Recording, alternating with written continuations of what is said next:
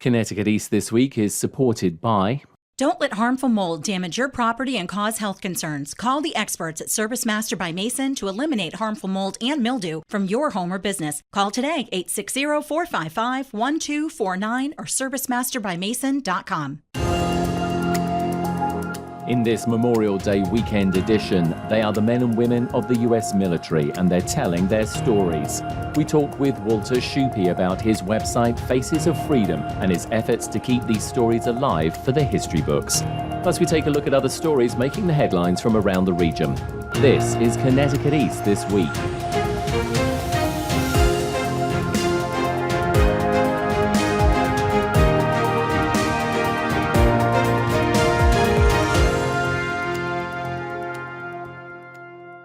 Hello, I'm Brian Scott Smith. How often have you heard stories from friends or family, or maybe your own stories, and someone has said to you, you should write a book about them? Well, in this modern digital age that we live in, although books are still very much with us, websites and blogs have become the new homes for our stories as well as social media, either in writing or audio or video. Our interviewee today has many stories to tell about the men and women of the United States military. Walter Schuppe is retired and travels the country speaking and interviewing and even photographing military veterans and Holocaust survivors, collecting their personal histories and capturing their recollections of their time that they served or were imprisoned. A fitting story for this Memorial Day weekend edition. We are talking to the founder of an amazing website called Faces of Freedom. Joining us is Walter Schuppe, who is the founder of that website. Walter, thanks for joining us. Oh, thanks for having me. So we had a look at the website. It is incredible what you're doing.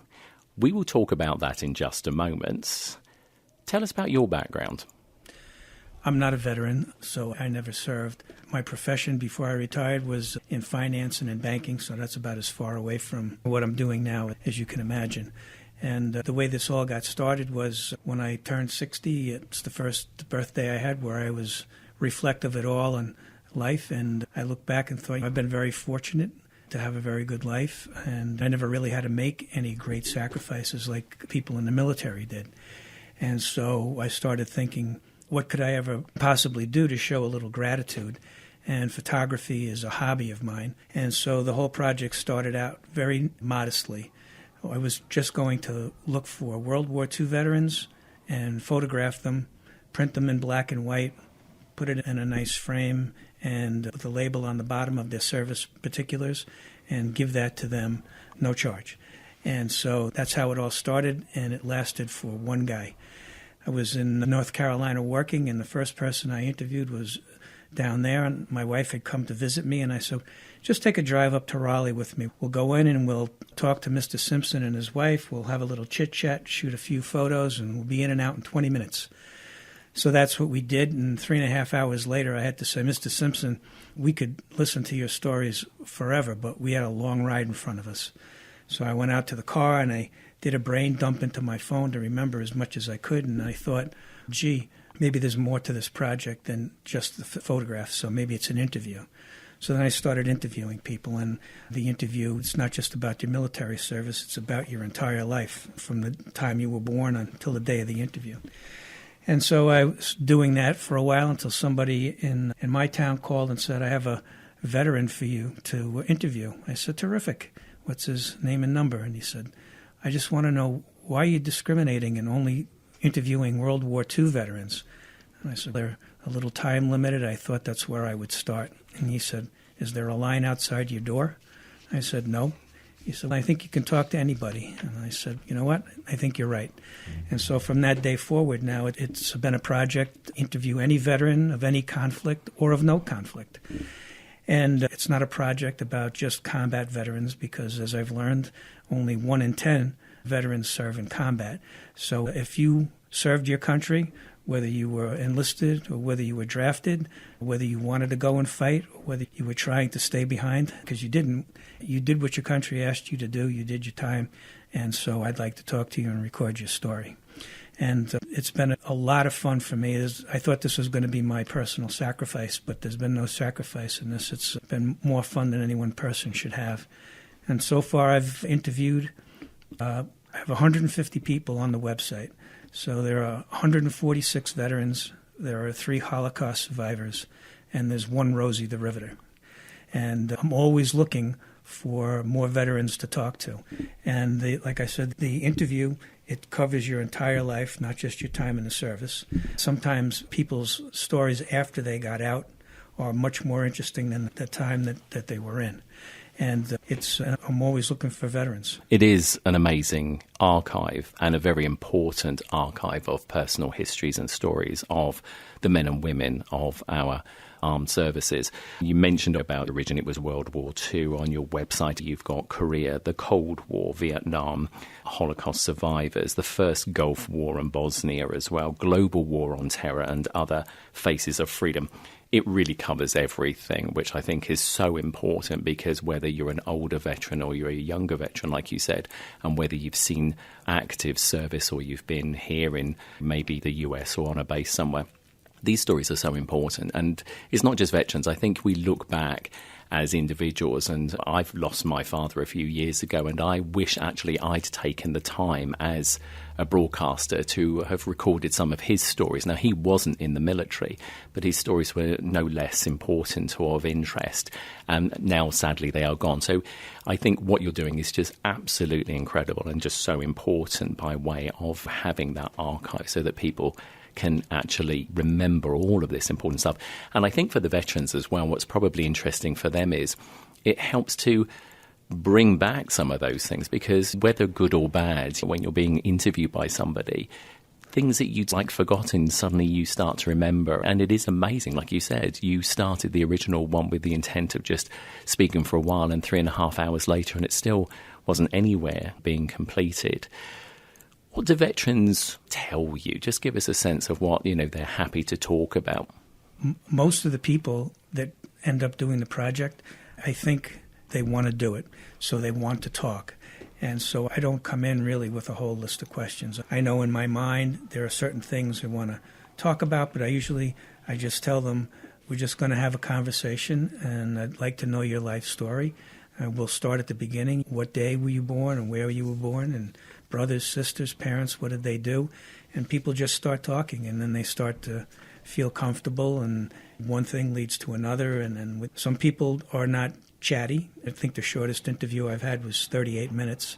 And then there are some people who can talk longer than even Mr. Simpson. I think the longest interview I had was a Vietnam veteran who was a New York City detective, and he really had the gift of gab, and I was wondering if there was a limit on the recorder on the phone. But it all depends. So people will tell you, and I always say, don't worry what you tell me, because I'm going to go home. I'm going to write this up and create a mini biography for you. I'm going to email it back to you. Or if they don't have email because they're older, usually their children are involved, and I'll send it to them. And you're going to get to make whatever changes you want. You can, if you said something you don't want in there, now here's your chance to take it out. No questions asked. If I've got something factually wrong, make the change. If you thought of something now that you think is funny or important, we can put it in now. So they have almost complete editorial control of it, because the project is for them. It's preserving their life story the way they want it. And then they get the framed photograph that goes with it, and there's no charge for any of this. I know you said that photography is a passion of yours, but why did you decide that you wanted to give them a photograph? It's a nice touch, as well as the fact that obviously their story is now, it's like indelibly put onto a website for historians for the future to be able to read. But why the photograph? Why was that so important to you? That's just the way it started. When I started, I had no idea how many people I would talk to. I wasn't really thinking that far down the road. I was just thinking, okay, let's go find some World War II veterans, and my gift to them will be the photo, because there was no interview in the beginning. And it just took off from there, and I didn't really think that people were going to enjoy the photos as much as they have, but some people don't listen to everything I tell them, and I'll mail them their photo, and I'll get an email or a phone message saying, I just got a picture from you in the mail. How much do I owe you? I said, no, you're already paid, right? You did your service, you're already paid. And so it's good when somebody writes to you. And usually if I do the interview and the veteran has their one or more of their children there, I always offer or their spouse, I say, I'll take a picture of the two of you, have that, and then I'll frame that too and send it to them. There's no charge for that. And I've saved one of the voicemails that I got from a veteran from World War II that I interviewed in Gettysburg, who was living with his daughter. And my wife said, make sure you take that picture. And I said, don't worry, I'm going to. And so I took that photo and I framed it and I sent it back to them. And I got the nicest email from her saying, a lot of people have interviewed my father. Nobody's ever taken pictures of him and sent them back. And no one has ever taken pictures of the two of us. And I don't have any current ones. And so you feel good when something like that happens. So it sounds like all of the interviews are done in person then? Yes. And then how much time do you spend on this? Because you said you've got like 150 now. These things, obviously, if you're travelling around and whatever, this must take quite a lot of your time. It does take a lot of time. And usually they come in big bunches, right? So it would be great if I did one a week and it would spread it out, because to an interview that lasts 3 or 4 hours, that's going to be probably at least 12 hours of listening to it to make sure I get quotes right and I get the dates right and I get everything in the right chronology. So it can take a lot of time. Now I'm retired, so this is what I devote my time to. It's a lot of fun. If there's someone out there listening, how do they refer a veteran to you for a story? You can go to the website. It's www.facesoffreedom, all one word, .us. And there you can look at the stories and the photos on there, and there's a tab that will tell you how to contact me. And you can call me.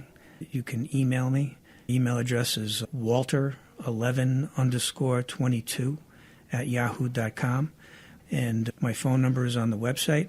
And there's also a Facebook page, also called Faces of Freedom. You can go to that, and there's more on that than just the stories of the veterans. That when I find something of interest, I'll post that up there too. And I'm just looking for anybody that I can talk to and wants to tell their story.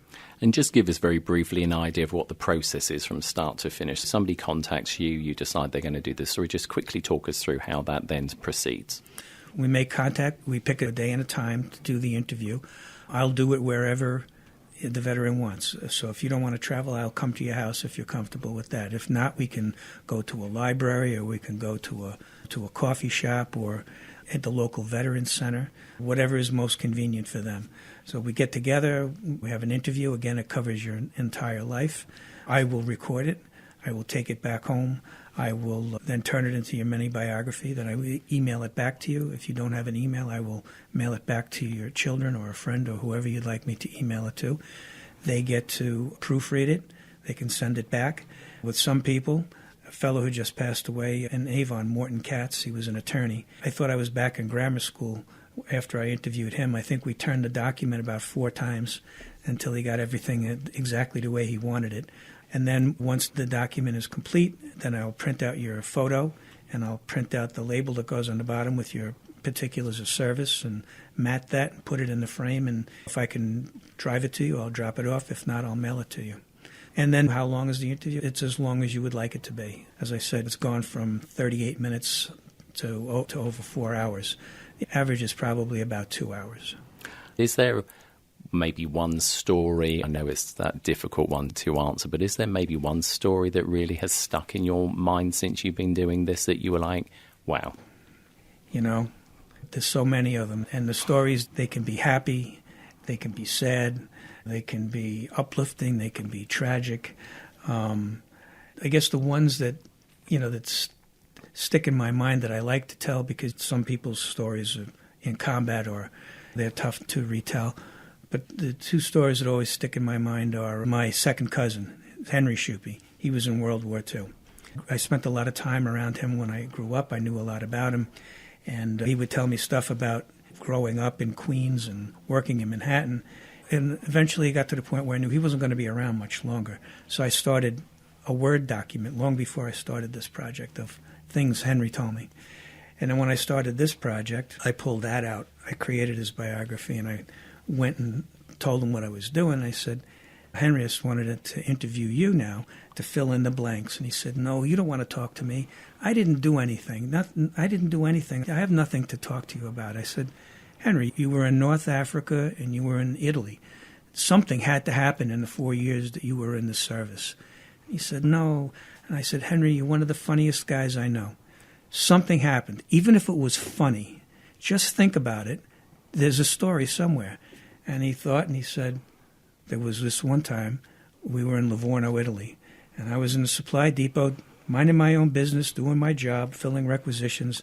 The door bursts open and Captain Riley comes in and says, Schuppe, you're German. Tomorrow we're getting in 3 or 4 truckloads of German POWs. I want you to come out here and talk to them because we want information. And he leaves. Now Henry's sitting there thinking to himself, what am I going to do? I know household German. Can I have some more liverwurst, or we're out of toilet paper? But he can't interrogate people. So sure enough, the next day, in rolls all these truckloads of the German POWs. And again, Captain Riley comes in and says, Schuppe, get out here and talk to these guys. He comes out, they're all lined up, and he's pushing them to the front, and he says, go, talk to them. Henry goes, what am I going to do? He said, hey, any of you guys speak English? And they all raised their hand. And then the other guy, Mr. Simpson, that we thought we'd be there for 20 minutes, it was 3.5 hours, he had a lot of stories. He had a lot of combat stories. The story that always sticks in my mind with him is he was in the infantry, in the army, and they were in France. He was in a foxhole with his buddy. There was a heavy mortar fire. A mortar landed near their foxhole, exploded, and he got hit across the forehead with shrapnel. And then he would tell the story with his soothing southern accent. I told him that I was just fine. I didn't have to go back to anywhere. I just put a bandage on and I keep on fighting. And they insisted, nope, you're going to go back to the hospital. So they sent Mr. Simpson back to the hospital, and he says, I was sitting there in bed one day, and this man comes in and at the far end of the room, and he's talking to everyone in their bed, and he comes up to me and he says, I'm having a concert across the street this evening, and I'd like you to come. And Mr. Simpson says to him, I would love to come, but who are you? And the guy says, oh, I'm Irving Berlin. Oh. So Mr. Simpson goes to the concert that night, and first thing the next morning, Mr. Simpson says, the door flies open, and in comes the sergeant, and he marches down to me and says, Simpson, did I see you at the Irving Berlin concert last night? And he says, yes, Sergeant, I was there. I had a great time. It was really wonderful. He said, Simpson, if you're well enough to watch Irving Berlin, you're well enough to go back to your unit. Pack your stuff and get out. I could tell you stories all day long. The veterans say, I don't have anything to talk about. And I say, everybody has a story. You never know. There was a guy that I interviewed down in Florida, and he enlisted to avoid the draft for Vietnam. The last thing he wanted to do was to be in harm's way. And so he gets his MOS, he's infantry, and he's on line to being processed, and there's a line of guys coming back, and there's a line of guys going, and he was a very chatty guy. He would talk to anybody about anything, and he's telling these guys who are coming back, that, I can't go. And they said to him, can you type? He said, oh, I can type. I went to college. Yes, I can type. He says, no matter what they ask you, the answer to the question is I can type. They need typists. So sure enough, he kept answering, I can type. So he ends up being sent to Korea, where he sat in the office of the commander of the base, and he just filled out paperwork for, I think it was 2 or 3 years. But he had a story. He said, we got word that General Westmoreland was going to come and visit the base. He said the brass at the base went crazy. They were cleaning up everything. They changed out the furniture. They ripped out the flooring. They put in new white carpets. Why they put in white carpets, I don't know. But worse than that, he says, the day after they put in the carpet, they re-oiled the macadam out in the parking lot.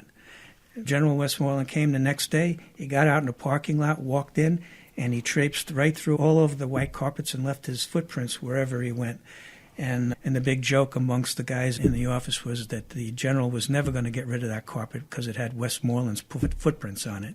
Absolutely, absolutely. What great stories. Walter, it's been great talking to you. I just want to say thank you for what you're doing, because it is amazing. These stories are important, like you said, whether they are sad or funny or everything in between. And the fact that you are collecting them and continue to collect them so that, as I say, the historians of the future will be able to look back at these and look at these heroes in all of the military branches and all of these wars. Continue what you're doing. Thank you for sharing it. And we'll make sure that if we hear about any veterans who have got some stories, we'll get them passed along to you and make sure that their stories are included on Faces of Freedom as well. But thanks ever so much for being on the podcast. Oh, thank you. And if you want to read some of the many stories that Walter has collected to date, or maybe you're a veteran or a veteran's friend or family member and feel you have a story to share, then head over to Walter's website at facesoffreedom.us.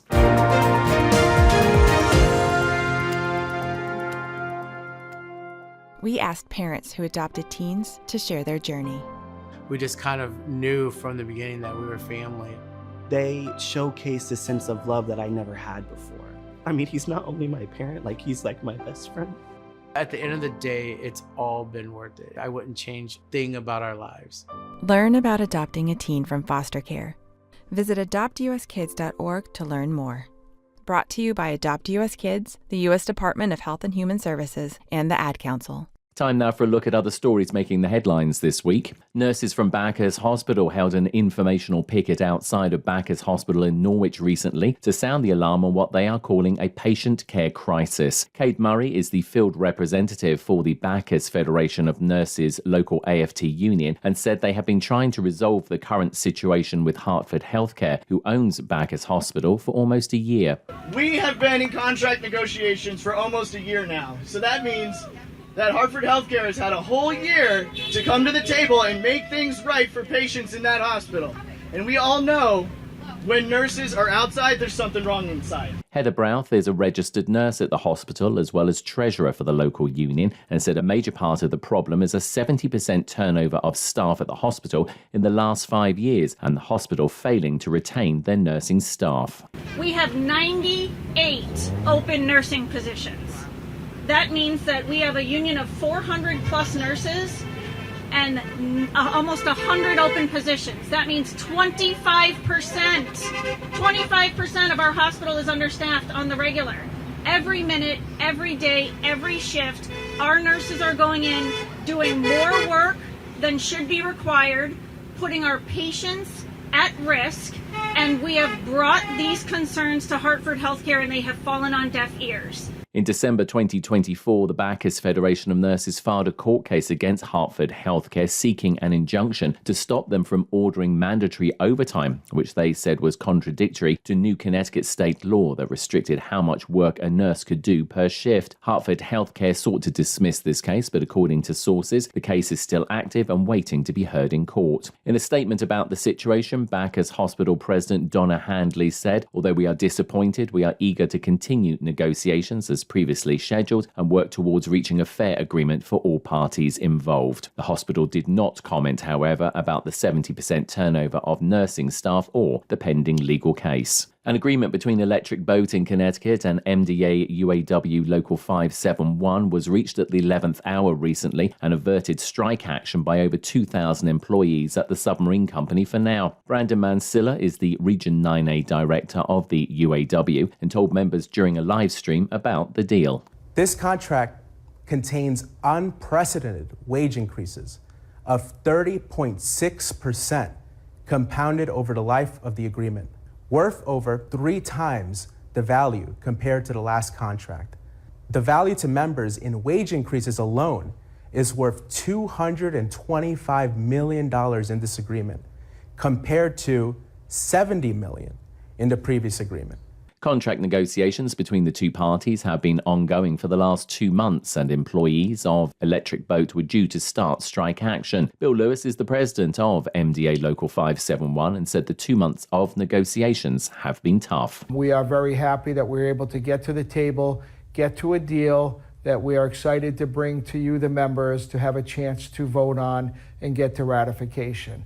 It's been a long road. It's been a very difficult road. It's probably been the hardest negotiations that we've been through, at least in my time, from what I've seen personally. The deal gives employees wage increases as well as extra retirement benefits and increased opportunities for promotion. However, the deal does not contain any of the union's big 3 demands of a cost of living adjustment or COLA, profit sharing and pensions for all. In a joint statement with the union, EB said the deal recognizes the essential role of the MDA members in the production of submarines for the US Navy. Full details of the deal will be sent to union members for them to review and ratify or not in a vote soon. 70 of Connecticut's remaining World War II veterans were recognised and honoured recently as part of the 80th anniversary of the end of World War II in Europe in May of 1945. Governor Lamont and Lieutenant Governor Bicewicz were joined by military leaders from the state as well as officials from the UK and France at the Armoury in Hartford recently. Lamont said he'd had a chance to talk to some of the veterans at the event about their World War II stories. First, I got to talk to Joe from Bristol. Hey, Joe, 100 years old. That's you. Telling me the story about coming in Iwo Jima, amphibious, responsible for the landing. We have been dropping bombs on Iwo Jima for 60 days, but every Japanese were all underground in tunnels. Really had made a difference. The artillery coming in as he brought in the troops, the amphibious landing, Joe, isn't that what you told me? And then they couldn't get up the beach because the ash was such that they had a hard time getting the tanks up. And that's where Joe was. He just got back from Iwo Jima and mentioned to me that he was surprised that all the Japanese media were there, but where was the American media? Remember what that meant. Also attending were representatives of the governments of the UK and France. David Clay is the British Consul General to New England and based in Boston, and spoke at the anniversary event. I met veterans who worked in Cornwall on landing craft, who had visited across the UK, from Liverpool to Scotland to London, and I even met somebody who managed to come away with a British policeman's helmet at the end of the war. I'm here today to pay tribute on behalf of the UK government, but also on behalf of the UK people, to the living veterans of World War II from the state of Connecticut. Men and women who answered the call of duty in one of humanity's darkest hours. Around 16 million Americans served in the US Armed Forces during World War II, and approximately 405,000 died during World War II. Just 66,000 veterans from that war remain living today. At the event, Connecticut's veterans told some of their stories and were pinned with a World War II Victory Medal along with an official statement of recognition and thanks. And Michael Finkelstein, the former chief of East Lyme Police, who retired after being arrested for domestic violence against his wife, as well as lying to state investigators, destroying evidence, and having an affair with a subordinate, is to be decertified as a police officer in the state. Dan Cunningham, who is the town's first selectman, said in a statement they have started the paperwork to ask the Police Officer Standards Training Council, or POST, in Connecticut to begin the process to decertify Finkelstein's certification as a police officer. If the process is successful, Finkelstein will be unable to be a police officer in Connecticut and elsewhere in the country for a period of 2 years before he can reapply for his certification. It's unknown whether Finkelstein will appeal the decision of decertification or not. A spokesman for the Department of Emergency Services and Public Protection in Connecticut said that after further talks with town officials in East Lyme, they expect the town to also ask Post to decertify former East Lyme detective Mark Como, who was being investigated by state investigators for the mishandling of an alleged kidnapping and assault case of a teenage victim who was known personally to Como. He also recently retired from East Lyme Police despite ongoing investigations.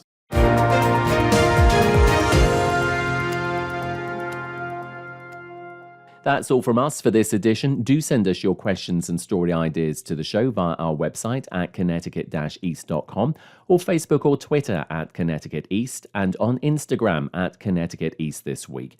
And you can listen to the show again on our social platforms on demand and by asking your smart speaker to play Connecticut East This Week podcast. And please like, follow and share on your social media too. I'm Brian Scott Smith. Thank you for listening.